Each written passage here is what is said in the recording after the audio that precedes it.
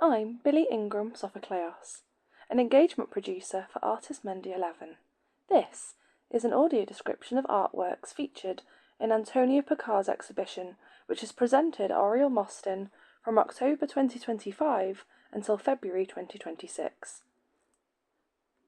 Antonio Paucar is a Peruvian-born artist whose practice brings together body, land, memory, and ritual. He is a delicate-framed man, strong and centred. His face is full of thought. He has long, dark, wavy hair that falls down his back. His work is informed by Andean cosmology, where the earth is understood as alive, responsive, and interconnected with human well-being. As we enter the exhibition space, we are in the left atrium of 3 connected gallery spaces. The gallery environment is calm and spacious. The lighting in the gallery is even and soft, with no harsh contrasts. The works are positioned with generous distance between them, allowing room for rest, reflection, and circulation. Materials such as alpaca wool, clay, earth, rope, charcoal, and video create a tactile, grounded atmosphere. Suspendido en la Quenua, 2014. This video work is projected directly onto the wall in the darkened gallery space. In the video, there is a green hillside landscape through the trunks and bottom branches of 4 Quenua trees. A tall silverbark tree with dark notches with spindly branches, native to the high Andes. The land in the distance is concealed by gentle mist, but the scene is bright. The trunks of the tree are slightly crooked rather than straight. The bark is rough and cracked, pale in places and darker in others. Branches extend outward in irregular directions, some thin and fragile looking, others thicker and sturdier, crossing over one another like loosely woven lines. A full body-sized white knitted cocoon is hanging at the centre of the scene. Inside the cocoon, Antonio hangs upside down and is pulling on the yarn to gently unravel it. He does this slowly and sways from left to right as this happens. The trees, grass, and mist move lightly too.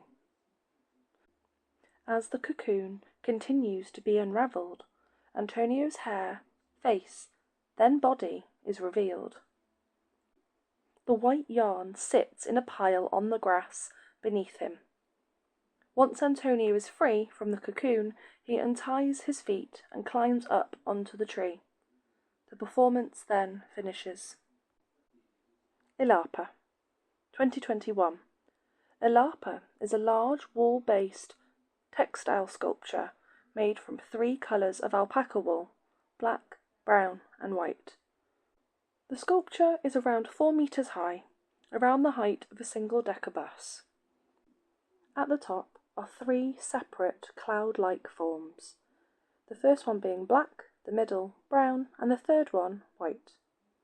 From each cloud, 8 strands of twisted alpaca wool are pulled with tension to one point in the middle of the wall.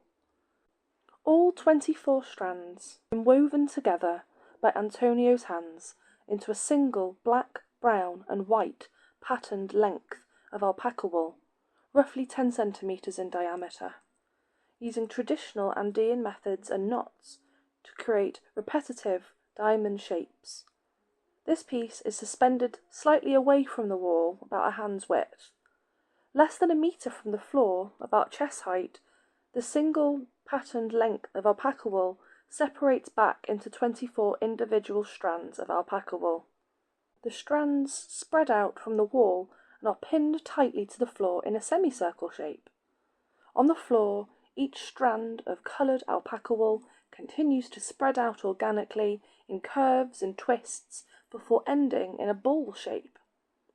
Named after the Andean god of thunder and lightning, Ilapa carries a sense of energy held in suspension. Though physically still, it suggests vibration and rhythm, echoing ritual movement and distant storms. Pirueta en la Tierra de Llandudno, 2025. This is a site-specific performance and situated piece of work. As you come in, on the left of the entrance space, there are 2 rectangular tiles of locally sourced clay, dry and cracked on the floor. In front of it, on the gallery wall, there are 2 side-by-side footprints, toes pointing outwards at shoulder height. These brown, earthy footprints were curated when Paucar covered his feet in the locally sourced clay and performed a handstand against the wall. The body inverted, weight shifted through the arms and shoulders, while the feet pressed briefly onto the surface. To the right of this piece is footage of Antonio making a journey along the cliff edges on the Great Orme in Llandudno. The footage then cuts to him walking into the gallery space, stepping firmly into the fresh clay rectangles on the floor, moving his body upwards onto his hands to perform a handstand, planting his feet onto the wall, gently making his way down, and then walking away out of the frame. The clay on the wall bears subtle textures, compressed areas, smears, and gentle ridges, suggesting the pressure of feet against the wall. Gravity has affected the material. In places, faint downward streaks are visible where the clay has slowly shifted after being applied. The colour varies across the marks, with darker, richer tones in denser areas and paler tones where the clay has dried more thinly. The surrounding wall is clean and unmarked, emphasising the clarity and isolation of the impressions. Fuerza Centrifuga, 2008. This video is recorded from a bird's eye point of view. On a grey floor, Paucar is lying down on his stomach in the centre of the frame. His arms and feet are extended outwards, holding charcoal in between his toes and in his hands. His hands are relaxed rather than clenched. As he begins to rotate slowly, charcoal transfers from his hands onto the surrounding surface. At first, the marks are faint and broken. Over time, as the same path is traced repeatedly, the charcoal darkens and thickens. A circular outline gradually forms. The circle is uneven. Some sections are wider where contact has been firmer, others are lighter where the touch has been softer or more fleeting. The pace of rotation remains steady throughout. There are no abrupt changes.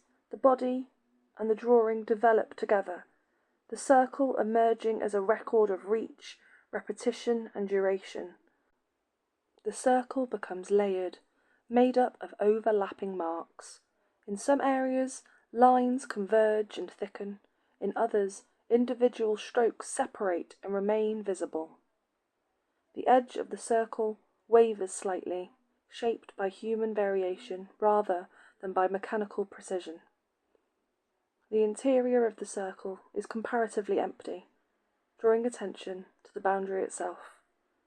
Time is held within the trace, emphasizing process over outcome.